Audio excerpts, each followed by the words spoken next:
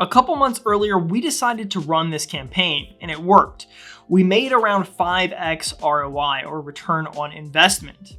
For most companies, that would be amazing. They would take the win and they would just move on. Instead, we tried something that we'd never tried before, and it changed the way that we looked at marketing to this very day. We ran the exact same ad again, and we managed to take it from a 5x ROI to a 177x ROI. And I'm gonna show you exactly how. So let's set the stage quickly so that you're brought up to speed. We ran this campaign in our own business inside of Paper Ghost Digital. We were looking to work with a new audience. That audience was indie authors. That was an untapped market for us that we had not tried anything in before.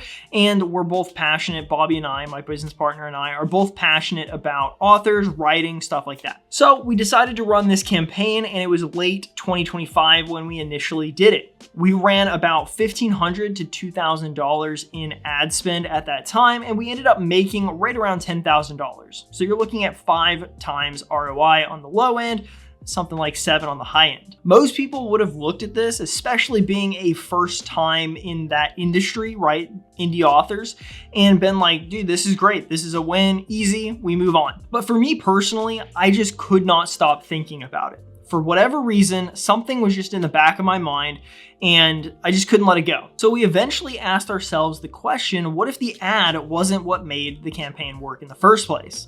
So we asked ourselves a different question. What if the success of this campaign wasn't from just the ad? So we started looking at the back end of that campaign. Like, what happens after somebody clicks on the ad? The ad was converting well. It was actually a top 1% or 0.1% ad on Meta at the time. It was absolutely crushing it even when we were running it earlier, and it was only doing a 5x ROI. The ad itself was really performing well. Click-through rate, all of that data was really high. So we wanted to know what happens if we actually look at everything after the ad, right? The ad's working properly. How can we tighten everything else after that? And that was the decision that we made. It completely changed things, because whenever you actually have a proper system in place that follows up whenever people click on that ad, sign up, give you their name, email address, phone number, and you actually have that lead coming in, it changes the game. So instead of chasing new creative or new copy for the ad or anything else, we decided to look at what happened in our system after that. What did the follow-up look like? What did everything else look like? So this initially happened with us looking at every place that a lead could possibly fall through the cracks. We're talking about the offer, the landing page, what happens after somebody signs up, like, do we send out an automation? How many manual touch points do we have when somebody signs up for an appointment with us? How do we follow up with them after that? Is there a manual follow-up? Is it automated? Do we have both in place? Because ideally, whenever you have manual follow-up and automated follow-up, that is when you get the best possible result. And this campaign actually taught us that that is a key and critical component of basically any ad campaign. And that means our email, our SMS, everything, voicemail drops, phone calls, everything on the automated and manual side both had to be tightened, and we actually had to know and visualize those steps on both processes, automated and manual. We also tightened up our CRM a lot more so that we had tags so we knew where people were. If somebody signed up for a masterclass with us or like the one-on-one coaching with us, we actually had tags so that we knew exactly who that was. Those people were getting different emails as opposed to the people who hadn't signed up for anything yet. And if somebody had signed up for an appointment, then we would take them out of this category where we're sending them kind of general emails and we would move them over here. And so the sales process and the automation side of it both got a lot more in depth. And it helped us see where anybody could fall through the cracks and help prevent that. So here's the crazy part is the ad itself never actually changed. We ran it late 2025. It was like 2 or 3 videos and 1 graphical ad. And we just tested those against each other, put them in one campaign, different ad sets and just kind of let them kind of battle it out, using the whatever the ad spend was. I think back then we were using something like $50 a day in ad spend. So that racks up $1,500 to $2,000 really quickly. Now, this time around, we decided to do it just slightly different. Instead of doing the $50 a day, we decided to do like $10 a day starting out, and then we ramped it up to $30 a day shortly after that. Now, the $30 a day really didn't run for very long. We only ran ads for roughly about 2 weeks. But again, the copy of the ad and the ad creative itself stayed the exact same. I'm not joking. We literally went back in and just turned it on. That's all we did with the ad. Now, everything after that, we built out massively. We tightened every piece of it that we possibly could. So what happened was in January of 2026, just a couple months later, we ended up spending under $200. It was something like $192. And by the way, I will be putting all of this stuff on screen. I have full receipts here. We ended up making $34,000 in January. And that's only counting what happened in January. Down the road, we actually had people take upsells and things like that and ended up spending, $3,000, $4,000 more a piece. Not everybody, but a decent amount of these people did.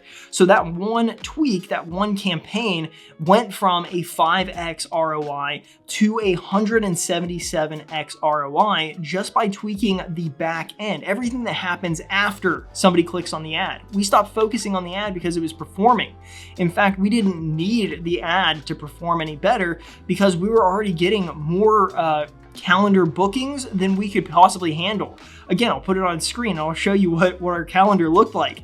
My business partner, Bobby, was consistently sitting here for 8 hours a day, just taking calls and just talking to people and just selling. And I mean, every single day we just had more and more people like signing up for it. It was crazy. So the ad wasn't the problem. The problem that we were running into is everything after that. We're a two-man team. We don't have a lot of people working or anything like that. So I was working on the back end. Bobby was doing a lot of the sales, and then we would both reach out when we could. What we were finding was that so many people were signing up and showing interest that it ultimately led to a lot of people falling through the cracks. Or Bobby's on the calls with people. I'm, texting people some days, but other days, whenever we have people sign up, I'm onboarding, I'm doing all this other stuff. So what ultimately happens is if they sign up for a meeting, they meet with Bobby. And then if they sign up and pay, then they meet with me and I start building everything on the back end. But what happens to those people who were interested but decided not to sign up for an actual one-on-one masterclass? That was kind of the hook that we were doing, or the free offer that we were running at the time. And the answer is nothing. We didn't have anything. We had some automated emails go out, some automated text messages, but there wasn't an actual process in place that was, hey, here's the touch points that we're doing, both automated and manual. And whenever we built that out, and we actually knew where everybody fell. And so there were no cracks, people were landing in the proper buckets, no matter okay, this person hasn't ever replied to us, so we moved them to long-term nurture. We just had a plan for everybody, and so nobody fell through the cracks. Everybody was getting touch points, and what that ultimately led to was those people who never even signed up for a meeting, a lot of them ended up coming back around because we would talk to them and we would just act like humans. We would just call them and be like, hey, I saw that you signed up for the one-on-one masterclass, but you weren't able to make it. Could we find another time? And then a lot of the times people would get back to us, and it would just help us kind of massage that network or that list of leads that we brought in, because it was hundreds and hundreds of people that were just coming in, and it's so hard to manage unless you actually have a system and a plan in place.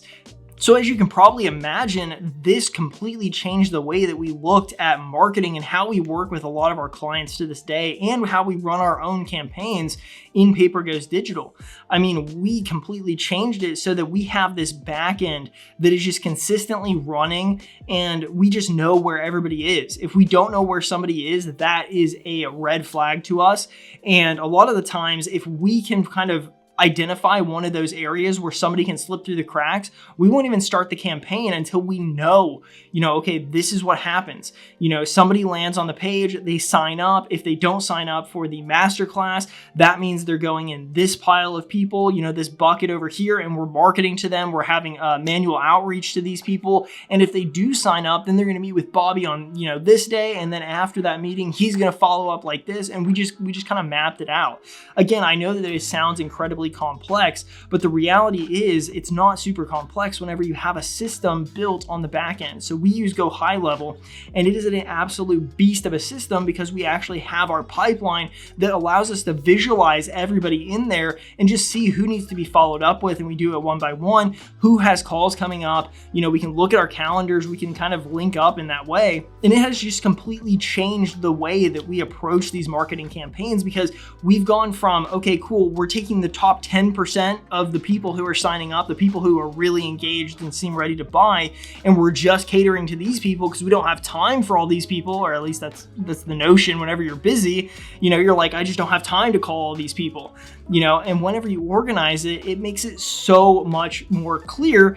Oh, all I have to do is call this list of 10 people today. And then tomorrow I do the same thing, you know what I mean? And it lets you track all of those buckets of people who are all in different buying stages. It just allowed us to go from thinking Facebook ads are everything. If we're not spending a ton of money on Facebook ads and we're not getting a ton of leads in, and we're just pulling that top 10%, the people who are ready to buy, if we're not doing that, then we're failing. And the reality is if you have a good system on the back end, you're catering to that 10%, but you're also hitting the other 90%, and a good amount of those people who, you may not even talk to them in the first week that they signed up. They may be busy with stuff, they may have life going on or whatever it is, but if you keep trying and you have this system in place that tells you, hey, follow up with Jack today. One of those times you're going to call Jack and he's going to be like, yo, this is awesome. I totally forgot I signed up for that. Where can I find it? And then it starts a conversation. You start getting to know Jack a little bit more. He starts trusting you a little bit more. Maybe he signs up for that masterclass or whatever your offer is, and he takes advantage of it, and he becomes a person who works with you. He becomes your client.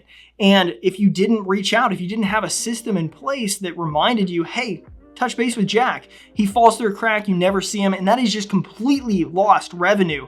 It's crazy to think about that. So I think that the ad actually creates opportunities, but the system on the back end of that ad actually determine where that opportunity lies and how much opportunity you get. I honestly think it's kind of like an iceberg analogy where you have the top 20%, that stuff that everybody knows about, everybody sees the ad, everybody thinks that the ad is just the whole thing, but the reality is it's only about 20% at the very top. The other 80% that follows up on that ad is all below it. And you just don't see it unless you actually build that system out, unless you actually have done it in the past or have seen somebody who does marketing talk about that back-end system. So many times people just talk about ads. So you think, oh, I just need a better ad. You run an ad, it's a top 1% ad, and you're like, well, it's not doing great. Let's put more money behind it. You ultimately end up having so many people fall through the cracks, and you're just leaving so much money on the table. Something that a lot of business owners really just miss out on. So I've decided recently that I'm going to spend the next year just documenting as we grow real businesses. We're talking real local businesses. We're working with some medium-sized businesses, but I'm actually going to show you guys what we learn. Some campaigns will absolutely crush it. Some of them won't. And that's fine because that's part of life. Yeah, I'm not perfect. Yeah, I own a marketing company and we do some really good stuff. But at times we do fall short. We have to pivot. We have to change things out. We have to change offers or update ads and whatnot. Ads get stale.